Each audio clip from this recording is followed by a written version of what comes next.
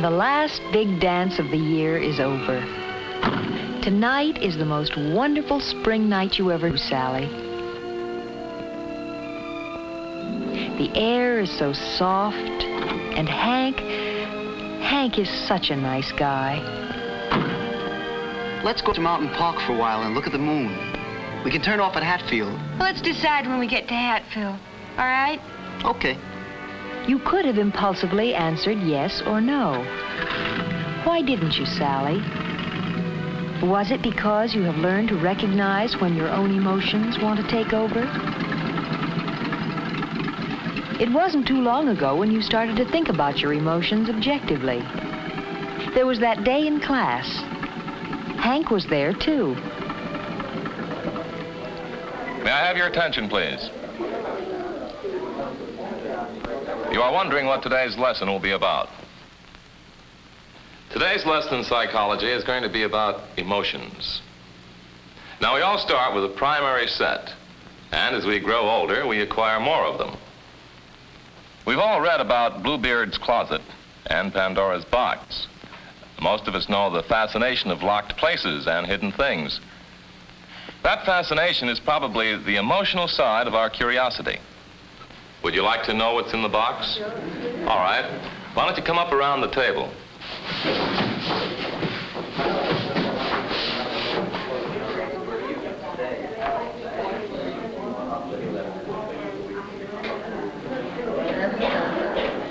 Where'd you go?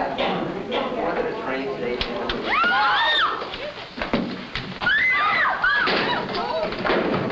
Oh, jeez.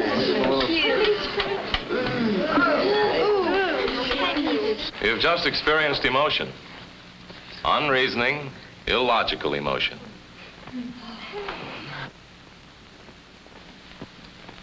Think now. Do you think that I'd turn loose a poisonous snake in the classroom?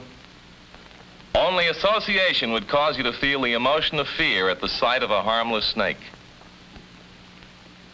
Emotion can so work on us that under its stimulus, we may sometimes perform feats of almost superhuman strength.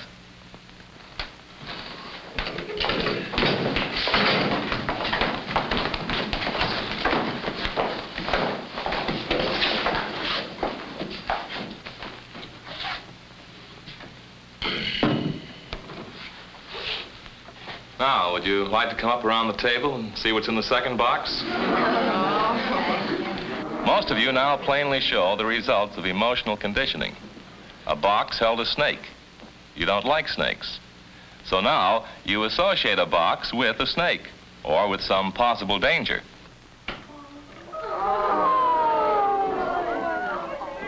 Many experiences condition us emotionally. A bitten child may fear a dog, or a howling dog may make us feel lonely. A train whistle at night, the ticking of an old clock, a word may bring an emotional response. Those puppies reminded you of your own Cappy. Cappy rarely changes his feelings toward you. He's friendly and loyal, and you feel the same way toward him. You wouldn't tolerate anyone hurting a single hair of his shaggy coat. Yet how quickly your emotions changed while walking with Cappy that afternoon.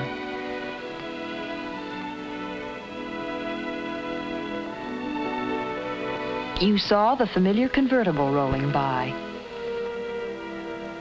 Hank was smiling. There was an attractive girl beside him. A stranger. She sat so close to him, she was practically in his lap. How could he, the deceitful... You yanked poor Cappy along behind you.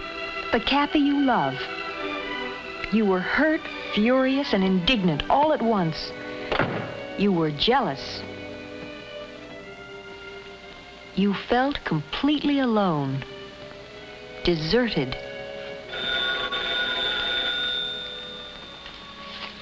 Any other time, you would have been the first at the phone, just in case it was Hank. But now jealousy had swept away your common sense.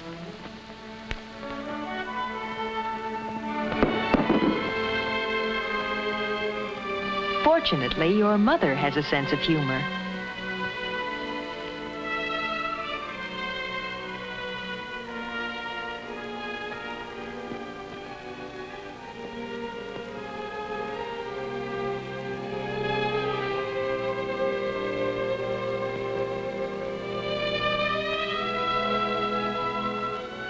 And you hoped Hank never found out what a fool your emotions had made of you.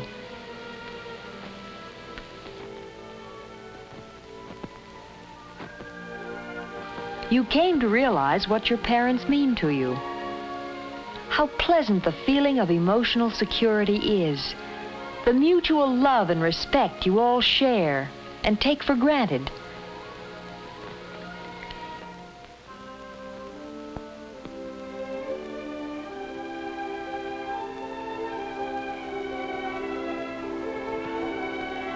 Loving others and being loved is a good feeling, a feeling everyone wants to share.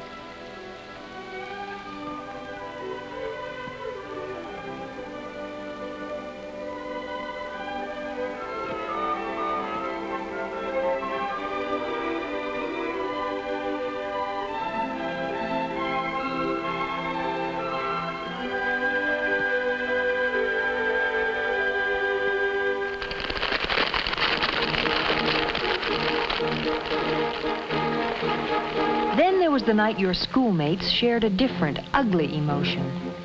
Hate. Everybody was whooping it up at the rally. The excitement about the coming game built up to a frenzy of enthusiasm. Then someone started a whispered rumor that twisted excitement into something else.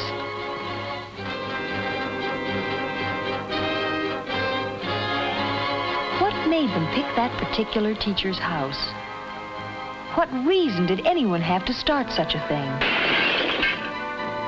As a stone smashed the window, you saw how hysteria turns individuals into a mob.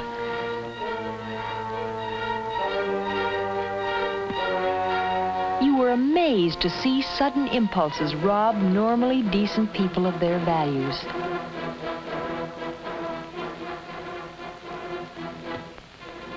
That night, you and Hank kept your emotional balance and remained rational. So you learned that it isn't always easy to think things out in the heat of the moment. And you'll never forget that day in the fencing class, Sally, when you found out how uncontrollable and intense emotion can be.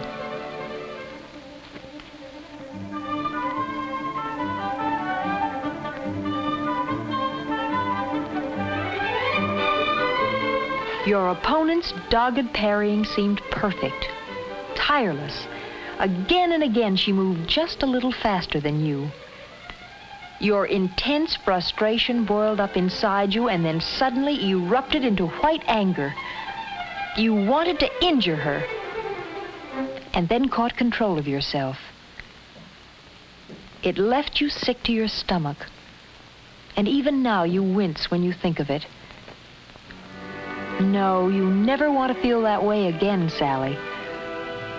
It wasn't easy learning to stop and think things out when strong emotion possesses you. But that's the real test of whether you are learning to handle your emotions. Let's just go on home, shall we, Hank? You're the boss. You sure you won't mind? Of course I mind.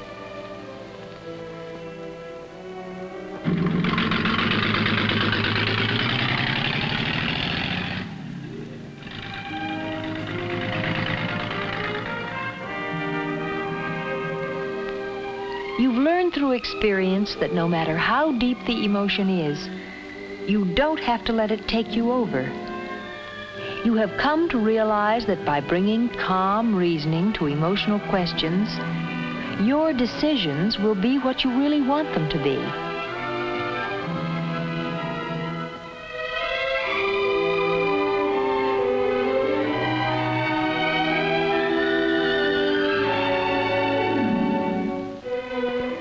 You're starting to think about your emotions, Sally, and you are on the way toward emotional maturity.